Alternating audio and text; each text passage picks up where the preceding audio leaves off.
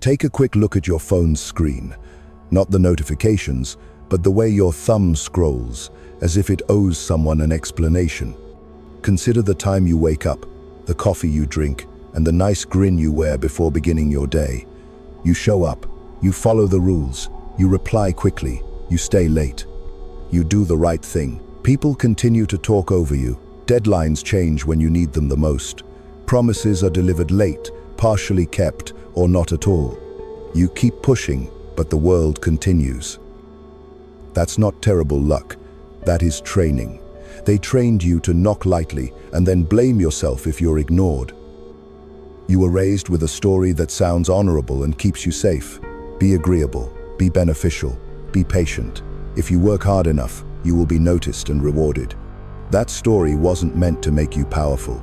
It was intended to make you compliant. It transforms your existence into a waiting room, with your worth determined by the attitudes of others. This is the brutal phase. The world doesn't respond to effort, it responds to signals. Effort is unseen. Signals are loud, they shape expectations before you even say anything today. The room doesn't sense your intents, it assesses your stance, timing, and readiness to tolerate disrespect without consequence. When you explain yourself excessively, you signal permission. When you accept delays, you are saying that your time is worthless. When you seek approval, you proclaim that you require something from them, implying that they can move you. You have that calm rage, which you cover behind productivity. Good. That rage is data. It is your intellect that detects the manipulated aspects of the game. The error is converting it into more work, more proving, more grinding. That only makes the cage deeper. Machiavelli wasn't a motivational speaker. He was a realist. He looked at individuals in the same way an architect looks at steel, not for what it should be, but for what it can withstand. He realized one simple truth that changed everything. Suffering doesn't earn you power. Power has been assembled. It is formed using leverage, perception, and frame control. That is exactly what this video promises. If you modify your way of thinking, people will begin to adjust without your prompting. Conversations shift. Delays stop being normal. Opportunities that you never had before suddenly appear, not because you became nicer, but because you became more difficult to ignore. You don't need a new personality. You need a new operating system. In the following few minutes, I'll show you the exact mental switch that causes reality to regard you differently. So, what do I mean when I say that the world will bend for you? It's not magic. It's something colder and measurable. People will take you seriously faster. They respond quickly. They quit forgetting their promises. Meetings begin on schedule when you arrive in the room. Negotiations change from pleading to selecting. Your time is appreciated. Opportunities occur because you are prepared to receive them. Most individuals believe that effort determines one's life. They believe that the world tracks hours and rewards the most exhausted. If effort is the currency, then pain feels safe because it is something you can manage. However, power is not based on feelings. It works on frames. A frame is an invisible set of norms that everyone follows without realizing it. Who gets to talk first? Who needs to justify themselves? Whose mistakes are learning experiences and which become character flaws? In the workplace, the framework determines who is leadership and who is support. In a family, the framework determines who has duty. In dating, the frame determines who pursues and who chooses. Here's the trap. People rarely fight over the framing. They dispute inside. They try to win by making themselves understood, expressing their aims, and demonstrating their good character. However, the frame does not care about your ambitions. The framing determines what your intentions signify. Machiavelli understood this clearly. Perception is a lever, since it is how humans make decisions with limited information. People can't read your character. They observe your patterns. They see how you respond to friction. They notice if you rush, apologize, or seek permission. Then they categorize you, and your possibilities become limited. This is where neediness manifests itself. although in polite rather than spectacular ways. You over-explain. You use paragraphs to defend a simple border. You respond quickly to demonstrate your reliability. You overperform. However, over-explaining indicates uncertainty. Over-responding indicates availability. Overperforming indicates that you might be assigned more work without receiving a higher reward. You think you're demonstrating virtue. You're teaching folks what they can get away with. You've seen the consequence. The coworker who is constantly on becomes the default problem solver, and later the default scapegoat. The friend who responds in seconds is the one everyone schedules last. Humans adjust to what is permitted. If you make yourself always available, you become cheap, not disliked, simply taken for granted. You begin to feel like furniture. They're practical and easily overlooked. When you draw back, they refer to it as attitude. They never missed you as an individual. They had overlooked your usefulness all along. Here's the first rule, which will sting if you were taught to be agreeable. Don't attempt to be understood. Begin being difficult to mishandle. You don't need everyone to agree with you. You need them to sense boundaries without you giving a courtroom speech. You need them to believe, in their nervous system, that wasting your time is costly. That does not imply that you become noisy. Loud is frequently a confession of weakness. It means you gain precision. You say less, yet your words are effective. You move slowly but are not moved. You stop rushing to establish your innocence. You stop hurrying to explain your motivations. Allowing others to interpret you alters the balance. Because once you comprehend frames, you'll realize the true mystery. The majority of confrontations do not revolve with what transpired. They are about who decides what it means. And the person who defines the meaning determines the outcome. In the following section, I will show you 3 mental techniques that subtly restructure power around you. They're not tricks. These are switches. Install these, and your default presence will change. Most people wake up and instantly start thinking about tasks. What do I need to finish? What message should I respond to? What is the problem with my desk? They move like workmen lugging bricks, proud that their arms suffer and that the day is full. Strategists do not consider tasks. They think in terms of forces. They look at the same scene, but ask different questions. Not simply, what do I do next? But rather, what makes this move? That is leveraged thinking. It differentiates effort and outcome. It prevents you from burning energy in the incorrect direction. And when you see it, you notice something unsettling. Many people who appear to be the busiest are often the least powerful. They are caught up in other people's schemes, mistaking motion for progress. Here are 3 questions that will rewire you, forcing you to think like an owner rather than a laborer. First, what affects the outcome with the least exposure? Exposure costs time, worry, and reputation. Most people expose themselves everywhere. They quarrel in public, commit too soon, offer explanations, and answer quickly, then wonder why they are tired and predictable. The strategist selects the smallest action that causes the greatest shift. Instead of 10 messages to people who can't help you, send one to the actual decision maker. Instead of a protracted defense, use a single calm boundary. Second, who decides? Power is hidden in that word. In meetings, the individual who speaks the loudest does not usually make the final decision. In families, the most emotional individual may receive the most attention, but the decider is the one who discusses with everyone before making any changes. Most people spend their life attempting to impress the wrong people. They hunger for validation from those who have no control over the outcome. Third, what is the bottleneck? The bottleneck is a limited point through which everything must pass. It might be a skill that few people possess. It could be a relationship, a piece of information, or timing. If you can handle the bottleneck, you won't have to chase opportunities. Opportunities must flow through you. Now, lock it in with photographs, because they last even when motivation goes. Architect versus builder. The builder can be a hero. He can work 12 hours, lift and sweat, and still be replaceable once the job is finished. The architect may not lift a single beam, yet he has complete authority over the blueprint. He chooses what is built and where value is generated.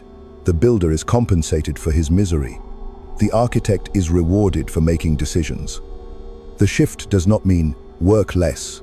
They should stop believing suffering equals value. Dam versus flood. A flood is raging everywhere. It appears powerful, but it destroys and disappears. A dam confines force and directs where it goes. That containment produces power. This is why perpetual availability undermines authority. If you give everything away all the time, there is no pressure, shortage, or need for others to adjust to you. Chess versus checkers. Checkers features straight lines and simple exchanges. Many people live like this. They respond to what's in front of them. Chess is all about controlling the board. Positioning makes subsequent moves inevitable. When you think in terms of leverage, you stop asking, "How do I win this moment?" and instead ask, "How do I shape the next 10 moves?" So, how can you create leverage in real life? You can touch 3 levers. One option is to control access. Access refers to who can access you, when, and at what expense. People without access control become on-call servants. Their time is recognized as public property. They are drawn into every crisis. Access control can be as simple as not responding immediately, not answering every call, and making it more difficult to say yes. When access is limited, your attention becomes valuable. At work, this implies you should cease responding to every email thread. In friendships, you stop acting as the default rescuer. In talks, you cease making concessions before anyone asks for them. 2. Regulate the timing. People are impatient, thus timing is a weapon. If you answer while being charged, you will lose options. If you make a decision too quickly, you give up on the discussion. "Let me think about it" does not indicate weakness. This is a reset button. Timing also entails deciding when to exhibit effort. Save force until it changes the outcome. 3. Control reliance. Dependency causes people to behave. If someone needs you more than you need them, the balance shifts. This is why some abilities are important. Learn the abilities that will make you less replaceable. Become the person who solves a problem that costs money to ignore, links resources, or understands how the game works. When others depend on you, your boundaries become facts rather than requests. Here's the twist that upsets the part of you that was raised to value effort. Hard work is not your enemy, blind hard work. Effort is a tool, just like fire. It forges steel when placed in the proper location. It will burn down your house if it is placed in the wrong location. The mistake is to labor hard before identifying the lever. If you push against the incorrect wall, you will be exhausted and still confined. Find the door first, then push. So, starting today, before you take any action, pause and ask those 3 questions. Minimum exposure. Who makes the decision? Where's the bottleneck? If you do it regularly, you will cease being useful noise and instead become a force. And now that you've seen leverage, you need the second weapon, frame control. Now that you've identified leverage, you need the second weapon, frame control. Leverage alters what you can do. Frame control alters what other people perceive as happening. And in human life, belief is the battleground. A frame is the invisible rulebook that governs every interaction. It determines what is usual, permissible, rewarded, and penalized. It determines who owes explanations, who is patient, who is forgiven, and who is expected to swallow insults while smiling. Most individuals strive to win by being correct. They discuss facts. They defend their intentions. They describe their heart. However, you can win the debate but lose the frame, since the frame determines who can speak authoritatively. When you start defending yourself, you implicitly acknowledge that the other person has the right to judge you. Over-justification is even worse. It educates people that pressure leads to payment in explanations. Reacting quickly is admitting that their haste owns you. Accepting blame language is equivalent to signing a contract you never read and then paying interest for the rest of your life. Watch as frames are placed. They communicate by speed, emotion, and phrasing. Speed necessitates a reaction. Emotion forces comfort. Wording promotes definition. "Can you do this really quick?" a coworker asks. The frame assumes that your time is flexible and that their request is immediately valid. A friend says, "Wow, you've changed." The premise is that your border is betrayal and your task is to crawl back into your previous role. A partner asks, "So you're saying I'm the villain?" The frame is guilt, and answering it directly means you accept the premise and put yourself on trial. Machiavelli recognized that the most effective control is the kind that feels like common sense. That's what frames are. They seem obvious, so you don't question them until you learn to recognize the strings. When you notice them, you can pull. Frame control starts with a single decision. You must stop treating every accusation as if it were a court case and each request as an emergency. You protect the definition of the situation. The first technique is to refuse calmly, not anger. This is not sarcasm, not a speech. Calm refusal is a silent barricade. "I can't do that. That won't work for me. I'm not available. No apologies. No story." When your tone remains consistent, it indicates that you are not negotiating for approval. You're stating terms. The second technique is strategic quiet. Silence is not empty. It combines pressure with information. When someone makes a loaded comment, your nervous system wants to fill the void and restore the mood. Don't. Allow the gap to do its work. During the interval, people show whether they choose truth or control. During meetings, pay attention to who speaks first when a new burden is introduced. The anxious helpers hurry to volunteer, placing themselves beneath the frame. Wait. Watch. Allow the weight to land where it belongs. The third technique is to pose questions that reorient authority. Instead of responding to their perspective, investigate it. What do you mean by that? What exactly are you asking for? Who approved this deadline? Why is this urgent today? Questions require definitions. Definitions provide responsibility. Fog is a tool. When someone refuses to explain terms, they are usually attempting to lead you via uncertainty. Make them choose between clarity and retreat. The fourth technique is to delay. Delay is not a weakness. It is the regulation of timing. "Let me think and get back to you. I'll review this and respond tomorrow. I'm not deciding right now." This ends the spell of urgency. It also informs others that your decisions cannot be extracted under duress. The fox survives by not sprinting into traps. Delay allows you to glimpse the trap before you get in. The fifth strategy is bringing ownership and trade-offs into the open. When people give you a problem, they frequently hide the cost. Bring the expense to light.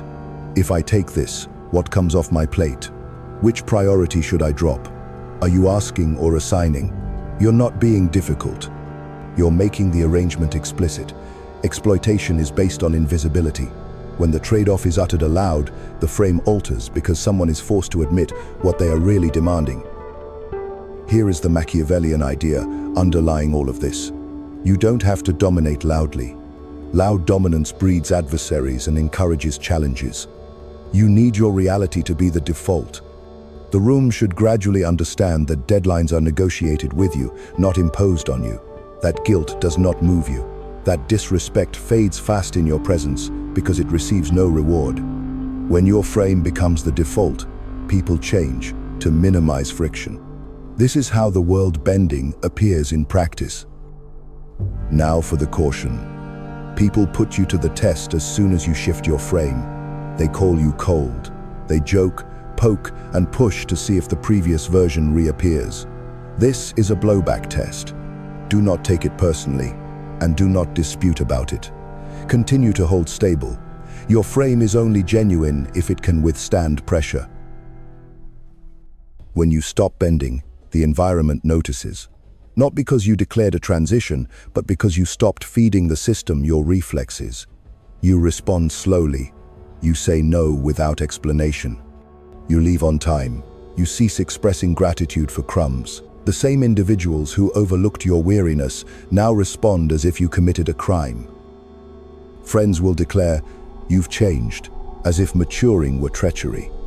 Workplaces will refer to you as not a team player, while in reality they mean you are no longer free labor. Family will blame you, not because you are wrong, but because the previous version of you was more convenient. This is the final test. It's not about your techniques, it's about your identity. This is the inversion that you must memorize. Pushback does not indicate that you are failing. Pushback is proof that the method is functioning. Systems only attack what is not under their control. When you were predictable, you were manageable. When you become more difficult to move, those who benefited from your flexibility feel a loss and try to drag you back with labels. Cold, selfish, difficult, lazy. Those terms are not diagnostic, these are leash signals. Do not contest the label. Debating involves bending. Your task is to maintain the frame long enough for reality to reset around it. That's discipline, not cruelty. So, use a simple closure protocol. First, conserve energy. Stop wasting it on disputes, apologies, and immediate responses. Second, keep your plans quiet.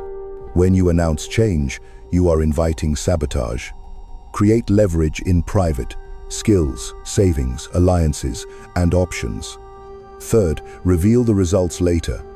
Allow your actions to speak for themselves before you speak. A new boundary is delicate. Protect it like a flame in the wind. Expect the counterattack to be subtle. They will generate urgent emergencies that always require your attention. They'll use jokes to trick you into laughing and folding. They will evoke nostalgia, reminding you of how easy things used to be, in the hope that you will confuse ease with respect. Notice the pattern and refuse to audition for your previous position. And when the pressure builds, remember what you're really fighting for. You are not fighting another individual. You are fighting your previous instinct to seek approval. That impulse will beg you to make things right, to prove you are still decent, loyal, and harmless. Kill the reflex. Allow the awkward silence to happen. Let the misconceptions stay. Let them be disappointed. Disappointment is cheaper than compliance. Because the world favors those who can tolerate discomfort without fleeing. The strategist does not require applause. He needs a position. Hold your place, and everything else will begin to move silently.